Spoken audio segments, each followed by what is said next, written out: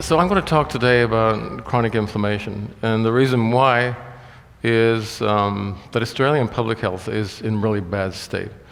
You're not alone. It's the same in Europe, it's the same in North America, increasingly it's the same in China, South America, in fact everywhere where people are eating a modern diet. And I had a meeting with a representative of the Australian medical profession yesterday who was telling me, he was a good guy, I liked him, how good the Australian health service is. He was going into it in great detail. Oh, you don't agree? Well, that's what he was telling me.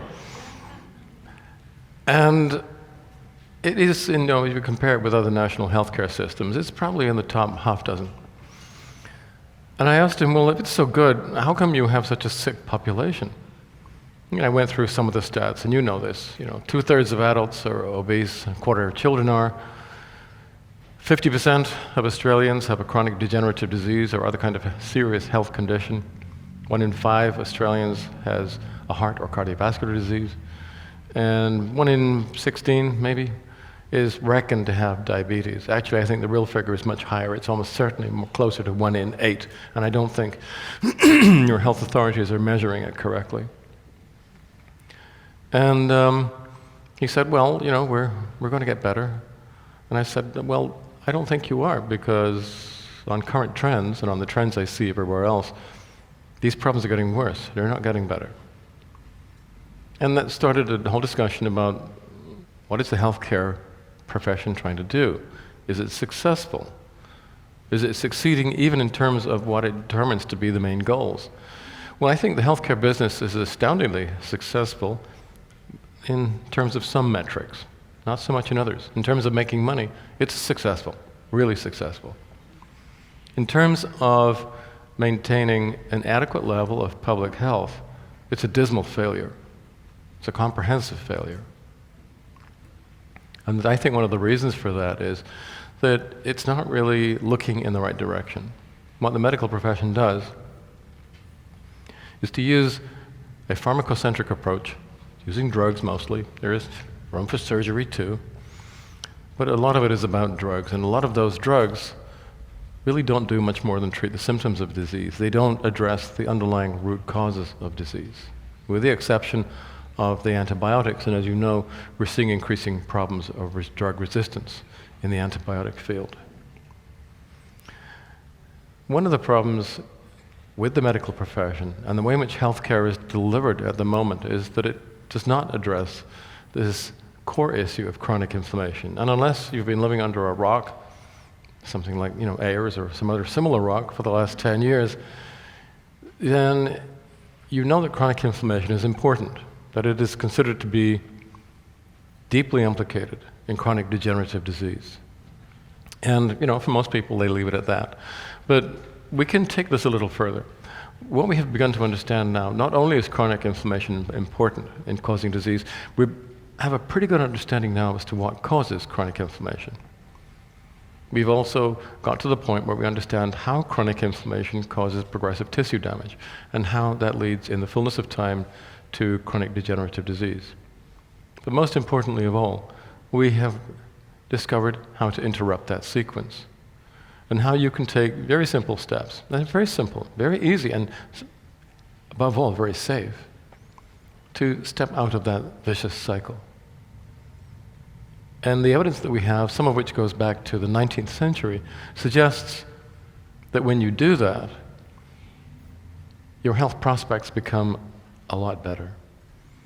In fact, we have identified, my colleagues and I, at Oxford and Nottingham Trent universities and London universities, we identified a population of people who lived in England in the second half of the 19th century who ate a very healthy diet, who did not have chronic inflammation or type B malnutrition, which is rife today thanks to modern foods, who really had very little cancer or heart disease or diabetes or dementia at all. They lived as long or longer than we do today, but they did not suffer from these chronic degenerative diseases to the extent that we do.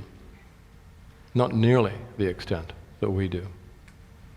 So I'm going to show you some of the machinery underlying this sequence of events. I'm going to show you what it is that causes chronic inflammation, how it kills us, and how we can avoid it. That's the whole point.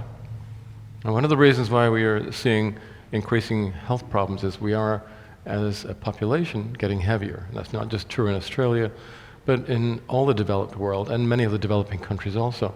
And one of the reasons for that is that we've become physically very inactive. We no longer walk very much or work with our backs or our hands. We drive ourselves around in cars and trains. For me, it's mostly planes. And we're desk jockeys.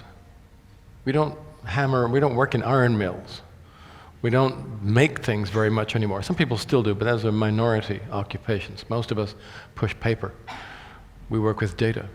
We work in offices. We have white-collar occupations. So that's one problem. The other problem is we are beleaguered and surrounded by foods which have been designed to overcome our defenses, which do not satiate, but which have been formulated in such a way that they are almost addictive. In fact, this whole issue of food addiction is one that is receiving a great deal of interest at the moment in the clinical and the scientific communities. There are journals of food addiction, and a lot of research indicates that the current generation of processed foods have been designed in such a way that they are effectively addictive. They're also artificially cheap, widely available, very convenient. So we eat a lot of these foods and they're full of calories. We eat too much of them because they do not satiate. So because of these reasons, not because we're individually weak, but because we're living in a culture that encourages obesity, we're getting heavier. And as we get heavier, we become more at risk of a whole range of different diseases. And we only have time really to focus on just a very few of these. I'll single out type 2 diabetes, which, as you all know, is increasing in leaps and bounds. It used to be very rare. If you look at a medical textbook from 1900, you will see that the medical community at that time knew all about type 2 diabetes, but it was rare. So the chapter on diabetes is almost exclusively about type 1, because that's what they saw most of. They'll have a page, maybe, or half a page about type 2, but it wasn't considered to be that interesting or important because it was rare. Now in America, more than 50% of all adults are frankly diabetic or have metabolic syndrome, which is the precursor to it. I believe the Australian data are in fact not far behind. And the problem with being a diabetic is it reduces life expectancy because it accelerates aging and increases the risk of many different kinds of problems, from cancers to dementias, heart disease, kidney disease, liver disease, many others. So we're seeing huge increases in diabetes, and along with that, other conditions related to diabetes, including end-stage renal disease, non-alcohol-related fatty liver disease, all of these increasing in leaps and bounds. And like diabetes, not only increasing in the numbers of people affected, but occurring in younger and younger and younger groups of patients, creating a huge and increasing demand for healthcare on a healthcare service which is already overburdened. Hypertension now affecting more than half of all American adults. I believe that the Australian figures are not that far behind. They're certainly going in that direction. And cataracts, less serious perhaps, but a huge inconvenience, a major problem in the second half of our lives because it's a common cause of loss of vision. Not only are we seeing more and more cases of cataracts, but we're seeing them occurring in younger and younger patients. In fact, the average age of onset has fallen by 20 years since 1950.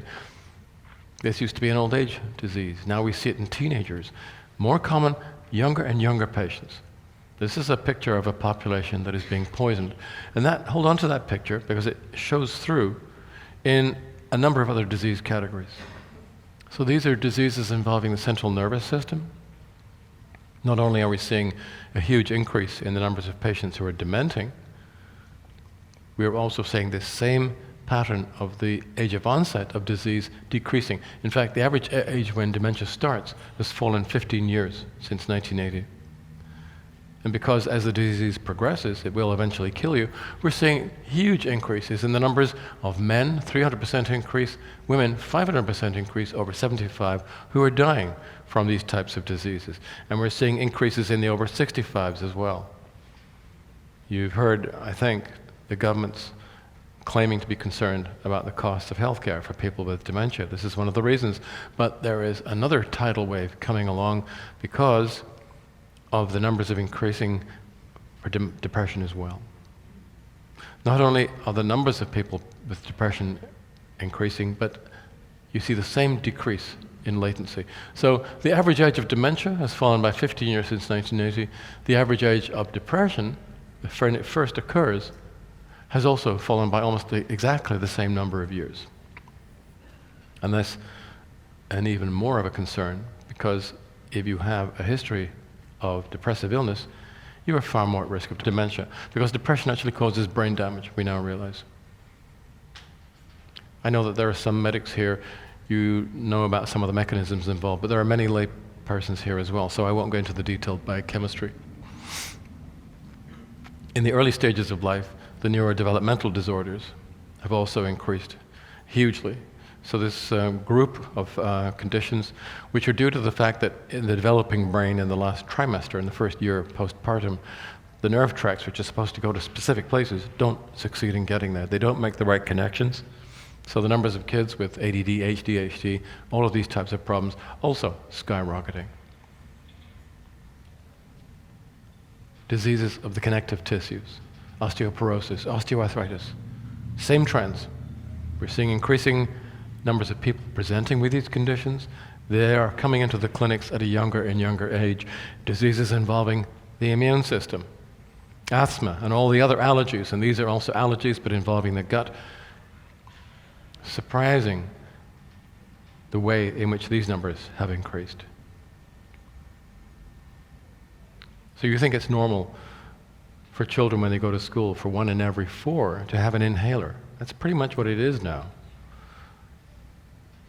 It's not normal. I went to school in 1954, and in this huge school of 2,000 kids, there was one boy with asthma, just one.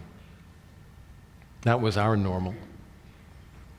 And this kid, because we had no idea what asthma was, we'd never seen it before, when he had an asthma attack, we'd stand around in a circle watching him gasp for breath.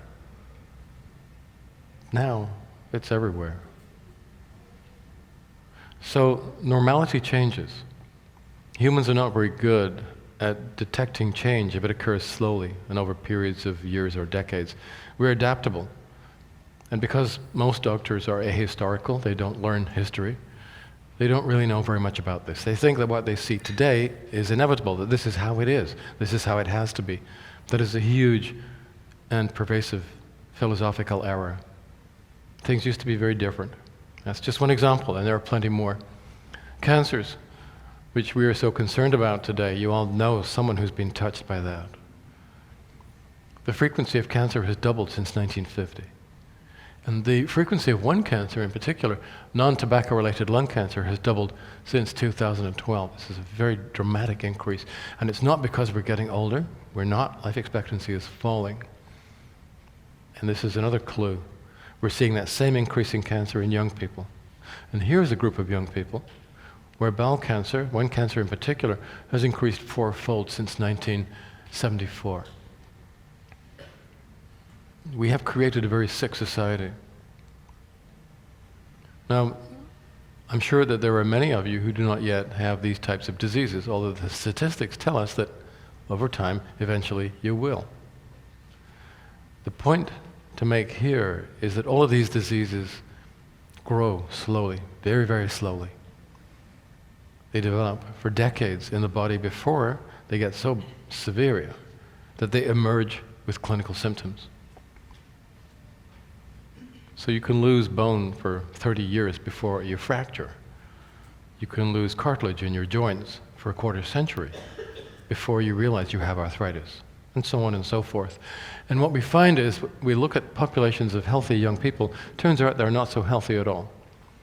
Because almost all of them have already in their bodies the seeds of those diseases that will go on in time to become clinically overt, which will make them sick and which will kill them.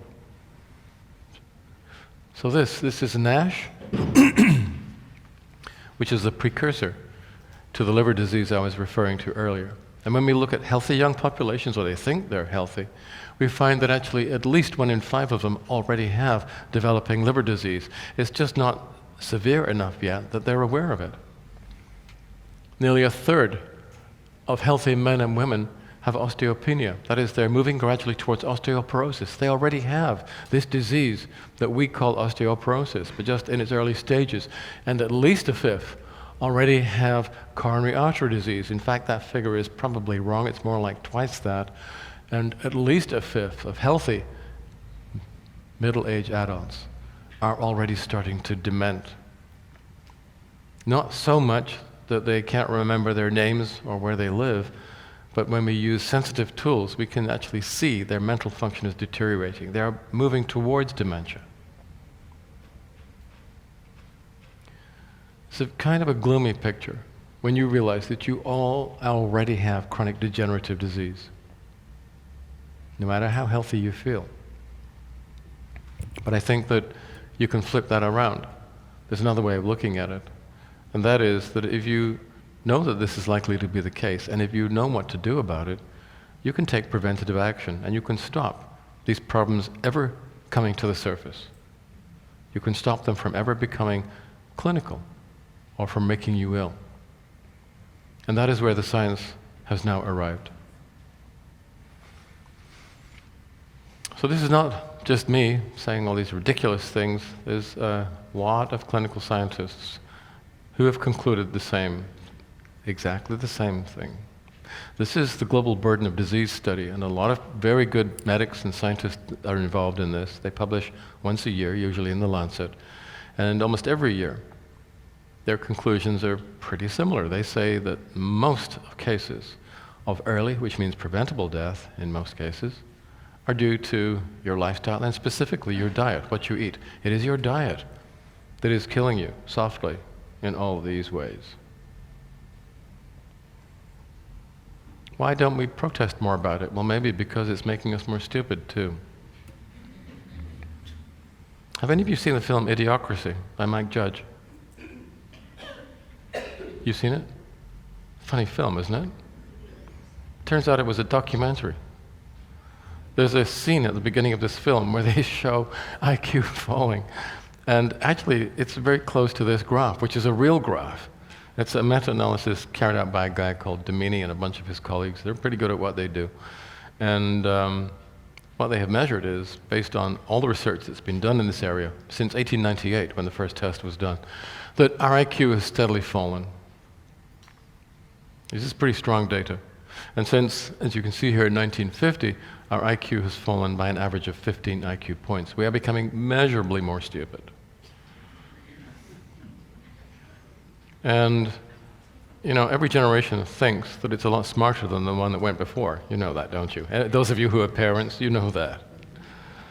You know, that's why we say to them, kids, leave home now while you still know everything.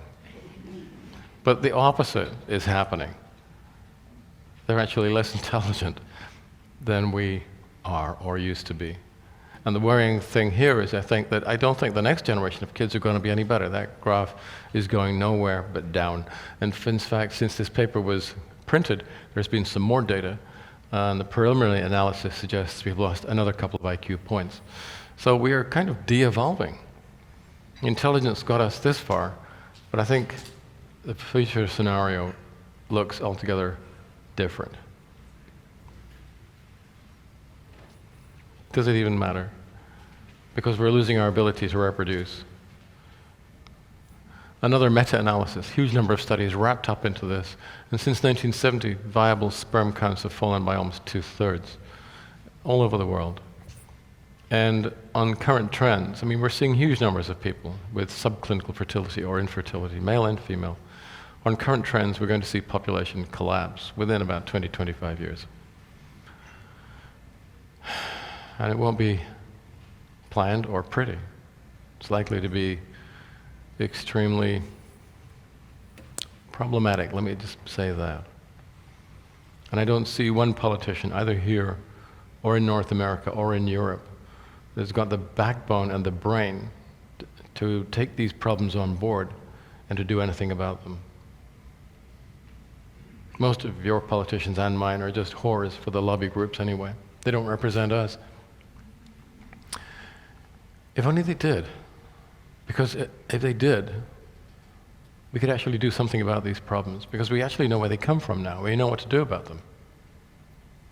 What the politicians should be studying, instead of electoral roles, instead of how to squeeze more taxes out of you, steal more from you, they should be looking at this. They should be looking at a map of the inflammatory sequence.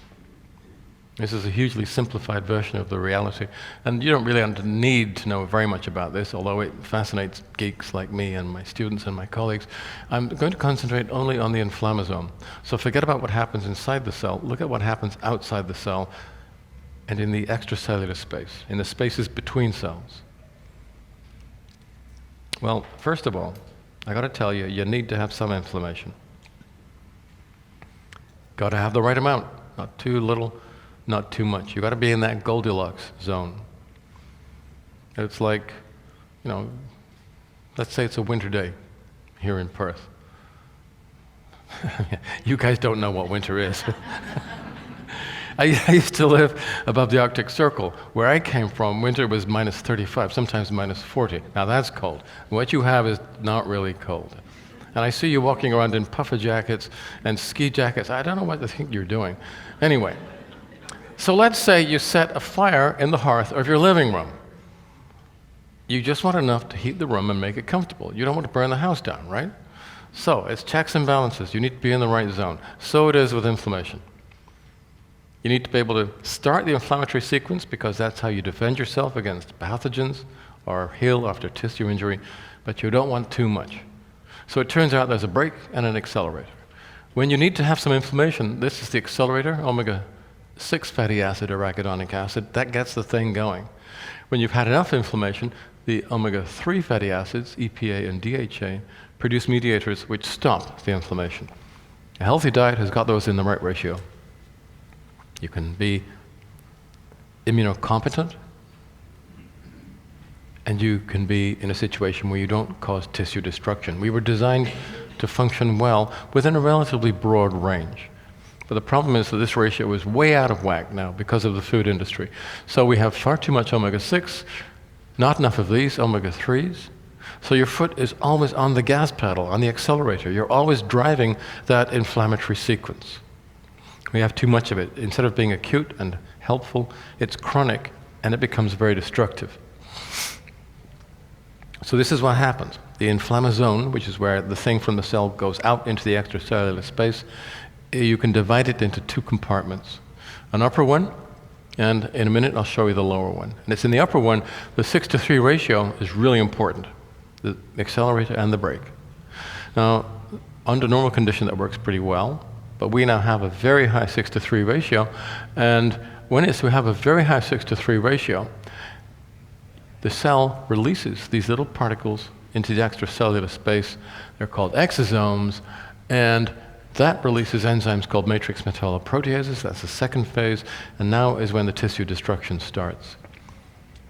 Now, because these enzymes are so destructive, if you're eating a healthy diet, it's going to be full of compounds called polyphenols, which you find in spices and fruits, and not so much in vegetables, to be quite honest. And what they do is they inhibit those enzymes, keep them under control.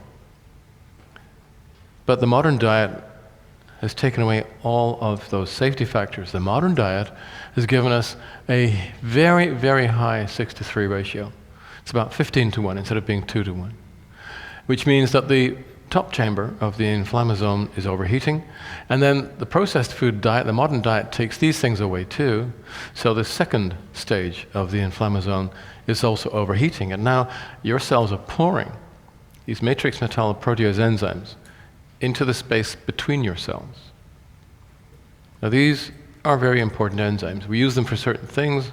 It's like everything else, you need to have enough, not too many. Too many, they start dissolving you. They start turning you into soup. I think there's a Hungarian here, goulash. That's the equivalent. These enzymes destroy everything. They dissolve you. They literally dissolve you. This is what is produced by the flesh-eating bacteria. but we produce the same enzymes inside our bodies when we have chronic inflammation.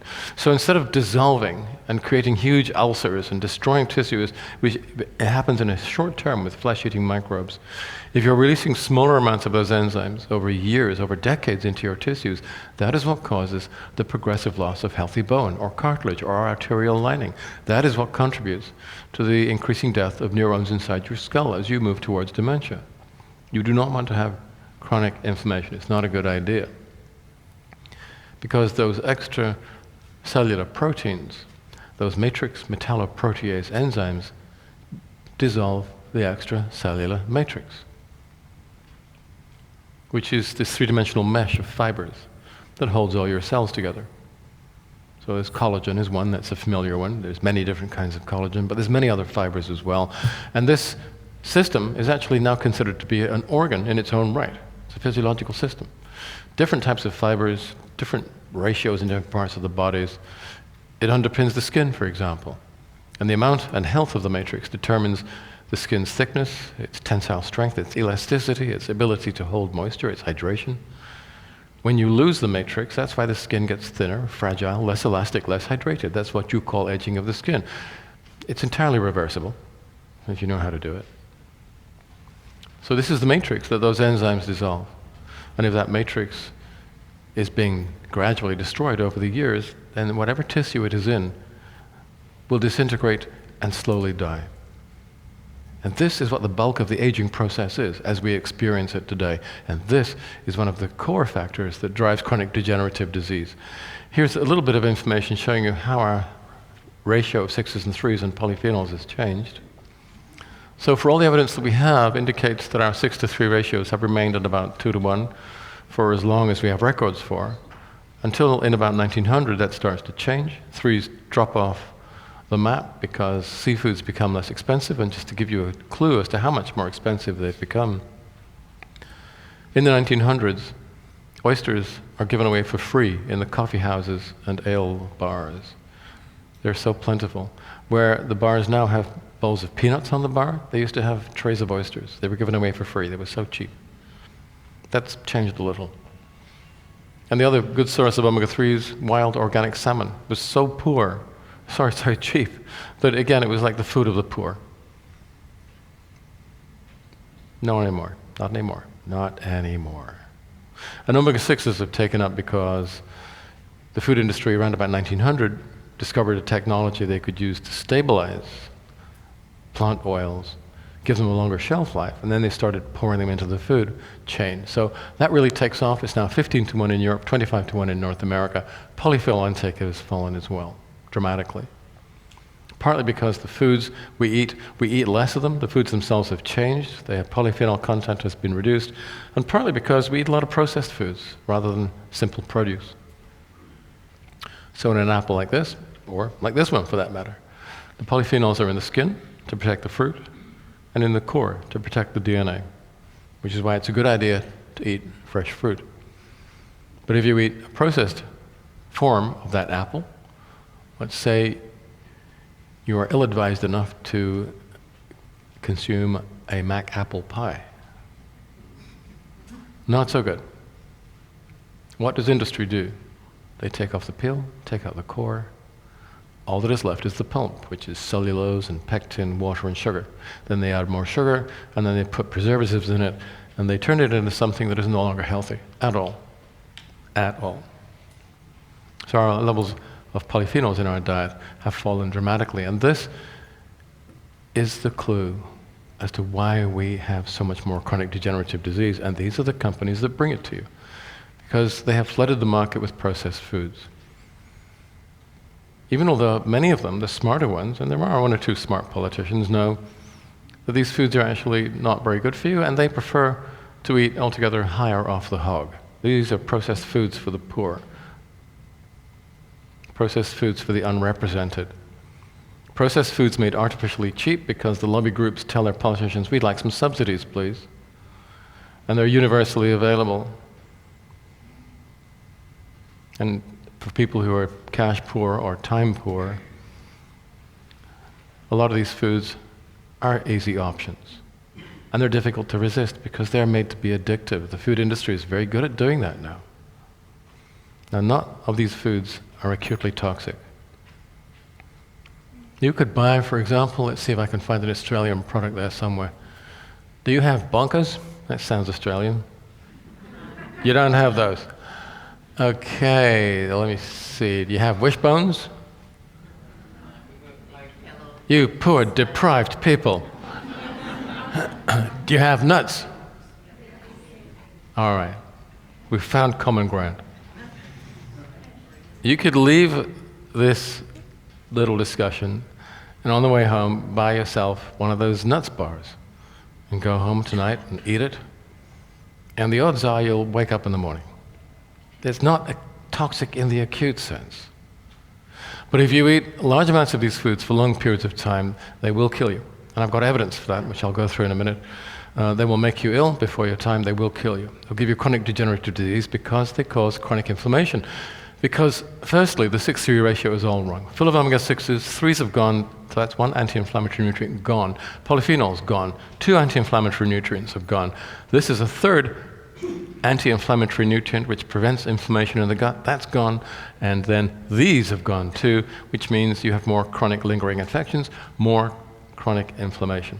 4 important anti-inflammatory nutrients gone, and industry then replaces them with these, which are compounds made when they process foods using their high temperature technologies. And these are highly pro-inflammatory. And then they give us lots and lots of sugar, far more than you even know is there, which also causes chronic inflammation. Not just sugar in cakes and confectionery, but in places where you would least expect it. Ketchup is really tomato jam. You don't taste the sugar because it's vinegar and spices. It covers all that up. There's a huge amount of sugar there. And then just to make matters even worse, they fill the foods full of salt, which means that your smooth muscle is too contractile, which means if you have inflammation in your arteries, the blood pressure goes up even more. Inflammation in the lungs, which many Australians have, through your asthma problem, the asthma becomes worse. So this is a food environment which is dominated by only a very small number of multinational players, almost designed to cause accelerated aging, disease, and death. And your politicians and ours have allowed this to happen. It is a diet that causes disease and death, and it also not only causes chronic inflammation, it starves you at the same time. Now that might seem counterintuitive, because not many people are starving today. But it starves you inwardly. Outwardly, you may seem to have enough calories or too much. Inwardly, you're starving. This is a diet that causes chronic malnutrition. That's why the Global Burden of Disease study was saying it's a poor diet that is the most important cause of death. But because these foods are full of calories but so low in nutrients, they create inner starvation, inner malnutrition. Now, medics usually refer to type A malnutrition, which is a deficiency of something like vitamin C and not enough calories, and they think, oh, well, that's malnutrition. A kid, typically in Africa, with kwashiorkor. We don't see that. We see type B malnutrition, where people are low in just about everything, because you're eating historically low amounts of food. And those foods are historically low in nutrients, and you have enough or too many calories. And that, luckily, we can pick that up too. We know exactly what that looks like. Looks like you. In fact, it looks like the inhabitant of any modern city. So they have chronic inflammation, and they have type B malnutrition, which most of you have. Which means, if you go back to that matrix, your economics are all skewed. Now, every living tissue is dynamic. It turns over constantly. If you're losing 10 arbitrary units of matrix a day and replacing 10 units, fine. You don't age. The matrix doesn't change. Skin doesn't age. Your bones don't weaken. The linings of your arteries stay supple. If you have chronic inflammation, you're now losing 15 units. And if you have type B malnutrition, you can only replace 5. So now you're losing 10 units of this matrix a day in whichever part of the body is affected, and it gets slowly less and less and less over time, like the erosion of a coastline. And now you are getting to the core of what chronic degenerative disease is. It's this combination of chronic inflammation and type B malnutrition. I said I'd show you some information as to how much this kills you. Well, more than you'd think. We've got a lot of data now which show, and all this is very recent, that the more of these processed and ultra-processed foods you eat, the more you get cancer, the more you die prematurely. And if you have 5 or 6 portions of these processed foods a day, it doubles your risk of early death. And it works not only in humans, but in other species as well. If we feed these processed foods to lab rats, they also get chronic degenerative disease, die early, accelerated aging, they die of sepsis, as we do when we eat these types of disease, these types of foods. And we eat so much of them, it is affecting so many of us that national life expectancy figures are starting to fall. I first saw this occurring in particularly vulnerable groups in the United States well before 2016. There are certain bellwether groups that are telling you that danger and negative things are coming. So I picked this up probably in about 2012. I could see the trend starting to form, but by 2016, it couldn't be hidden anymore. It was happening at the national level, and it's happened ever since. Life expectancy has been falling in the United States since then for all these kinds of things, including sepsis, just like those lab rats, plus diabetic complications, neurodegenerative disease, as I said earlier. And then more recently, the same thing started happening in Britain, and now we're going to start seeing the same trends in Germany, Ireland, Finland, Poland, and Australia, because this reflects the extent to which we eat these terrible foods. America consumes more of them than anyone else, close to 60%. Britain comes in at 52%, we're higher than that now. Then you have Ireland, Germany, Poland, and Finland. And Australia is pretty much in that group. And what this map is showing you is the effects on food consumption patterns of the food multinationals' juggernaut as they drive it from west to east and from north to south through Europe.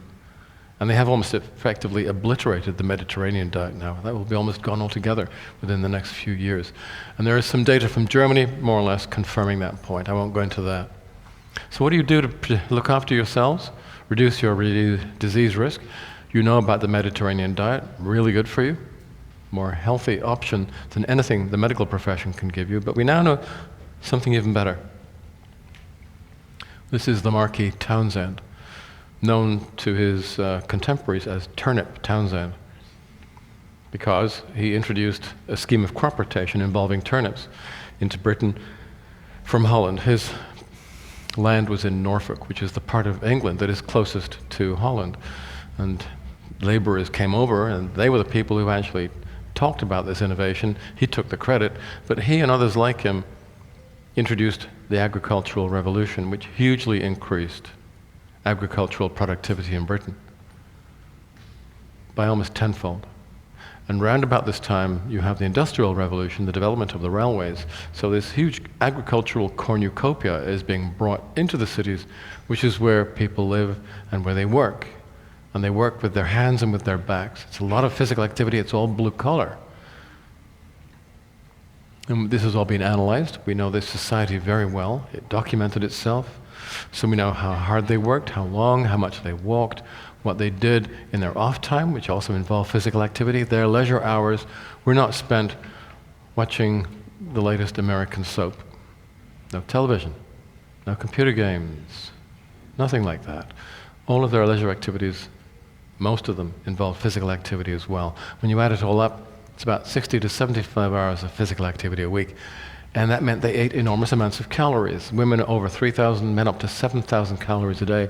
And yet we can tell from the photographs, that was also the dawning of the age of photography, that they were very slim and very well muscled. They were consuming all those huge numbers of calories in physical activity. And what is it that they're eating? It's a really healthy diet. They drink beer, but it is small beer with an alcohol content of about 1, maybe 2%. They don't drink whiskey, vodka, rum, anything like that. The industrial method of continuous distillation doesn't arrive until 1898. They're not smoking, hardly at all. There is no commercial cigarette production. A few people smoke pipes, that's it. Lots of omega-3s, very little omega-6, lots of polyphenols, no chronic inflammation. It's really a very healthy diet indeed. It's a super Mediterranean diet, and if we think the Mediterranean diet is healthy, then this diet should be even healthier. Now, just a little thing for the geeks here. You know, if you draw graphs, if you make up graphical information, we have today, we're pretty sick, we have the Victorians, they're better than the Mediterranean diet people, they're better. That's just 2 data points, right? You can't draw a line with 2 points. You need to have a minimum of 3. What happens if, okay, here we are, we're this sick, the Mediterranean people are that sick, they're better off. What happens if you increase your nutrient intake even further? Do you get further improvements? Is there a rebound? Are some of these nutrients anti-nutritional, perhaps? Some of my conservative colleagues say, well, maybe they could be. Well, now we have that 3rd data point. It is the mid-Victorian period. And guess what? When you increase your intake of these nutrients further, you get even healthier.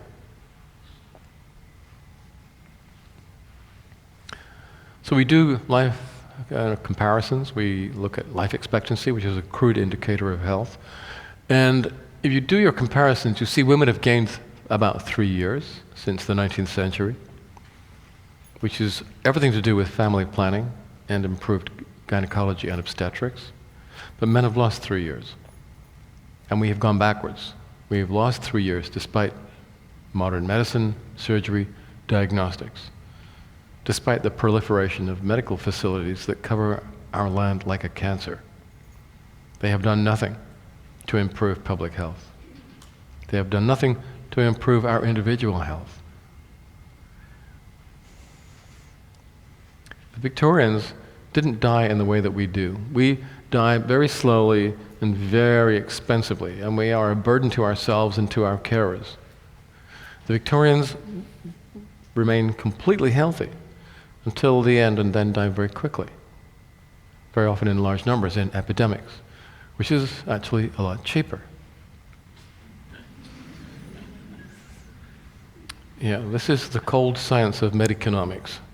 This is the kind of thing that our politicians pay attention to. They don't really want you living longer and drawing a pension for longer. It doesn't work out for them. That's one of the reasons we have gone down this road. They would far rather you worked until you were 65 and then died reasonably quickly. They'll give you 5 years on average. That's what they would like to see. If they could speed that process up, believe me, they would. So they don't die in the way that we do. They go to workhouses when they get too old to work in the farms or the factories. And that actually meant they had to work to pay for their own upkeep. And the records tell us they did. They were able to work. They were still competent until the last days or sometimes hours before they died. So they died typically very quickly and usually of an infection, a fulminating infection, fulminating, that's medical speak for overwhelming. But when we look at what they died of, and we had access to thousands and thousands and thousands of records, they didn't have much degenerative disease. Remember, they're living as long as we do, but they just don't get it to anything like the same extent. They have 90% less cancer than we do, 90% less heart disease, 90% less diabetes, 90% less dementia. The list goes on and on and on. Which has 2 clear messages. Firstly, it tells us 90% of this enormous burden of disease that we see today, that touches so many of you, is unnecessary and avoidable. And this figure of 10% is interesting in another way, because if you ask a cardiologist or a cancer specialist or a neurogeriatrician how many of your patients have strong genetic risk factors, they almost always say it's about 10%. We think this means that in that period, the only people who had these diseases were the people who had really strong genetic risk factors. Everybody else was protected. We have lots of other evidence to support that. I don't have time to go into all that now, unfortunately. But this is a tabulation produced by other scientists. This is 1997. 2/3 of us die from cancers and cardiovascular, cerebrovascular diseases. If you go back to the 19th century, it's only a very tiny number, about 10% of what we see now. So it looks as if the bulk of all of these conditions that we worry about, that affect us, that are so problematic towards the end of our lives, it looks as if they could all be avoided. And when we presented these data, the medical profession was extremely critical. I would go to conferences, I would get shouted down, quite literally, because the implications of the work that I and my colleagues had done was that a century of medical progress had achieved nothing at all. That we hadn't improved people's quality of lives, that we hadn't improved people's life expectancy at all. And those graphs that they sometimes show you of increasing life expectancy actually are a comprehensive lie. Any statistician should be able to see through them. Almost all of that increase is due to reduced infant mortality. A 60-year-old in 1900 could expect to live as many more years as a 60-year-old can now. In fact, slightly more. So that statistic that people say everyone's living longer is pretty bogus when you get right down to it. And the doctors would ask me, well, why is it, if anything that you're saying is correct, how is it possible that they could have been so cancer-free and that we are so prone to cancer? And so we went back to the drawing board, we looked at the machinery, and we looked at all of these factors which are important. And what we found was that all of them in the Victorian were protective, and all of them, because of our different lifestyle, our different physiology, our different diets, is no longer protective, but vulnerable. All our many defenses against cancer have been degraded by the modern diet. Now, cancer cells are probably forming in your body every day. If they form in the body of a Victorian, they have nowhere to go. Their chances of succeeding, in their terms, in other words, becoming a clinical cancer, are negligible. If that same cancer cell emerges in the body of a 21st century person, because those defenses are down, the chances that that cancer will succeed and prosper and multiply and go on to become a clinical problem are far, far greater, and that is why we have so much more cancer. And we've done the same kind of analysis for all of the other chronic degenerative diseases. So here you have Mr. Average, who's eating a processed food, modern diet, and because he is, his 6-to-3 ratio is very high, not enough polyphenols, so he has chronic inflammation, he has arthritis, coronary artery disease, he may have non-alcohol related fatty liver disease. He may have asthma or chronic bronchitis. He may have chronic obstructive lung disease. He's more likely to be depressed. He's more likely to have neurodegenerative disease. All of these are conditions where we know chronic inflammation is involved. But because he's eating a modern diet, he's also eating a diet that is low in these prebiotic fibers, which means he also has chronic inflammation in the intestines. And of course, this is what we see as practitioners. We see this too. So what should we do to such a subject? Well, we could shoot him full of pharmaceuticals, a strategy which is not going to cure anything, and may well send him into hospital, if not to an early grave, because we kill a lot of our patients with these so-called magic bullets, which are actually surprisingly toxic. Or we could get to the root of the problem and alleviate these nutritional abnormalities. We could give him a combination of omega-3s and fat-soluble polyphenols, which is what he needs. And that, in many cases, is enough to dampen down or even banish the chronic inflammation. And when we do that, what we find is that degenerative disease, the symptoms start to become less, and over time, the disease very often will go into remission. But we will also give this person prebiotic fibers which restore the microbiome. And when you do that, what you find is that the inflammation in the colon, in the intestines, also start to fade away. And instead of being pathological, disease-causing, become physiological. That is a much lower level of inflammation, which you actually need to maintain in the intestines, because that's part of the way in which you differentiate yourself from the outside world. Bit of science there. I'll go into it in detail later, if you're interested afterwards. The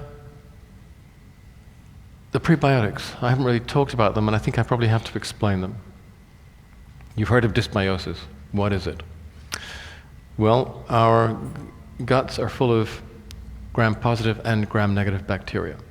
Not all positives are good, not all negatives are bad, but the difference between them is that the negatives are negative because they're coated with polysaccharide, lipopolysaccharide, which is pro-inflammatory. So you don't want to have too many of them. Now these are the gram-positive bacteria, which are not pro-inflammatory. And if you eat prebiotic fibers, your microbiome has lots of these things, which is good. They're healthy because they remain in the lumen of the gut and they live in the outer layer of the mucous bed. They don't come into contact with our colonocytes, the cells that line the colons. They're not invasive.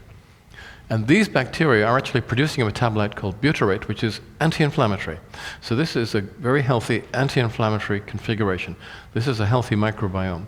Take those prebiotic fibers away, the gram-positive bacteria are starved, they're replaced by gram-negative.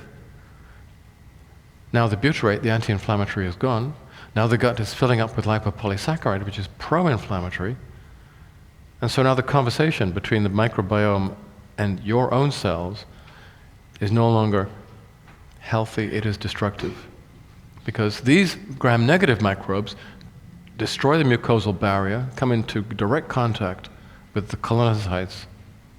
And unlike the gram-positive bacteria, which are saying, don't be inflamed, don't be cancerous, these gram-negative species are saying, be inflamed, be cancerous. Which is one reason why we have so many problems.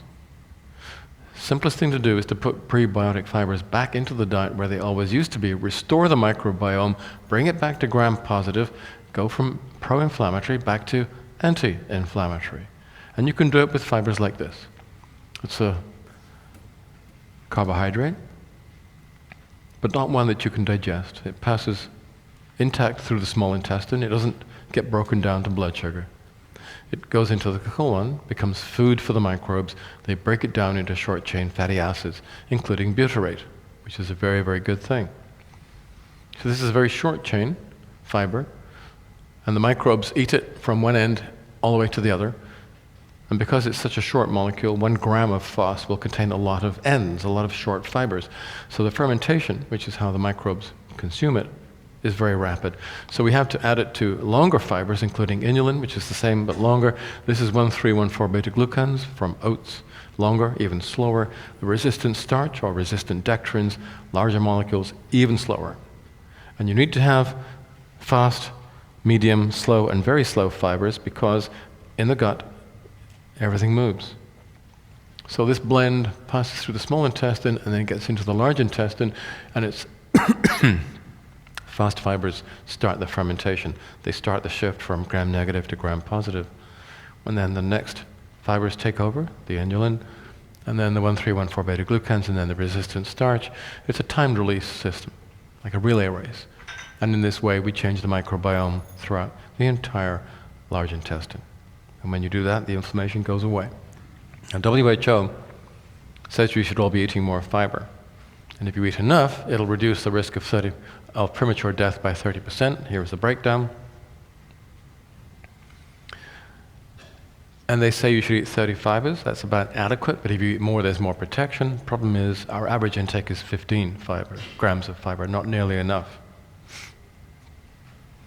They give you this advice, but it's useless. What you need are the prebiotic fibers. The other fibers simply won't do the trick. It's the prebiotic fibers that treat the dysbiosis and make you feel good. So what are we eating? 15 grams of fiber a day. Only a quarter of that is prebiotic. The WHO says eat double that. And what we've done is go one better. In our blended prebiotic, the dose is 12 grams. And we think that will give you the same advantages that the WHO have published. In fact, more, considerably more. And what we see is huge improvements in the condition of our patients and clients who decide to go down this route. There's 2 other major sources of chronic inflammation. One is deep abdominal adipose tissue. Apple shape, you know it's bad for you? Because it's that kind of fat that creates inflammation. It's invaded by macrophages. Bad news. So 2 things you can do: get thin, which is difficult, or stabilize it with some very special micronutrients, including carotenoids and xanthophylls and lipophile polyphenols. Details don't matter, but all of those have been put into another formulation called called Extend, which also contains everything else that you need to alleviate and reverse type B malnutrition. One final problem, one final frontier, one more source of chronic inflammation. And it's not mobile phones, it's not stress, it's periodontal disease.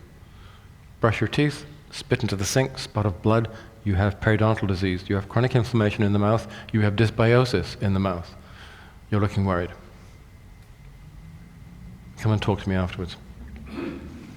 If you have periodontal disease, it might seem trivial to you, but it's actually very serious. It increases the risk of Parkinsonism and Alzheimer's, and we think that inflammatory mediators and bacterial metabolites are getting into the brain through the olfactory nerve. Because this is happening in the mouth, you're swallowing these compounds in the saliva, and that's why periodontal disease, we think, is associated with an increased risk of various cancers, including breast and prostate, resistant hypertension, and probably coronary artery disease. So we would like to do something about this. You can go to your dentist to have your teeth scraped, which is really a horrible thing to do, or there may be a better way, a less painful way, and I've been looking for one for a long time. About 5 years ago, I found a group of compounds in microalgae, seaweeds. When you pick up seaweed out of the ocean, first thing you notice is it's slippery. It's very slippery. They're coated with non-stick compounds, and it turns out that those compounds are fucoidans and funorans. They're present in edible seaweeds. This is a seaweed that's eaten, it's baked into bread in Ireland. It's eaten in other parts of the world, including Scandinavia. Scophilum nodosum. Sounds like something out of Harry Potter, but it's a seaweed. And if you eat this seaweed, you absorb these compounds, they get into the blood, they get into the saliva, they bathe the roots of the teeth with these non-stick compounds, and when you do that, the bacteria, the plaque and the tartar simply fall off your teeth. And you can see that for yourself by measuring the plaque with plaque disclosure tablets, which you get from your dentist. And if you keep on using these products, 2 or 3 weeks later, the tartar drops off your teeth as well. And you can do this for yourself. You can also give it to your cats and dogs, because it works in animals too. Exactly the same principle. And when you do that, the inflammation, the dysbiosis in the mouth disappears, and then the risk factors, we think, for brain disease and for other diseases in the body also go away. And this is going to be in the next version, the next generation of Extend, which I mentioned before. So this is the first attempt to generate a systematic approach to the problems of type B malnutrition and chronic inflammation. Just 3 products, 3 delivery systems, because they're such different compounds. You can't put them into one delivery. It's just not possible. So inflammation in the tissues, it's this combination of omega-3s and lipophile polyphenols. In the gut, the blended prebiotics. And in the deep fat in the abdomen, and in periodontal disease, and for type B malnutrition, that is the answer to that. So it's very simple, surprisingly effective, and unlikely to subject your patient to the risk of harm, which is the Hippocratic Oath I signed up to when I went to medical school. First, do no harm. But anyone here who is a doctor or a medical professional, you know that we often do harm our patients. And we don't ever cure them, unless they have a bacterial infection which is still not resistant to the antibiotics we use. We're beginning to move into the next generation, the next paradigm of healthcare. We're now starting to think of these things in terms of curative strategies, and despite being highly effective strategies, strategies which are entirely safe. We think the pharmaceutical industry was interesting. We think that approach is largely wrong. We think that over the next few years it will become progressively more redundant. And as it does, public health, your health, the health of your communities, the people you love, is going to improve.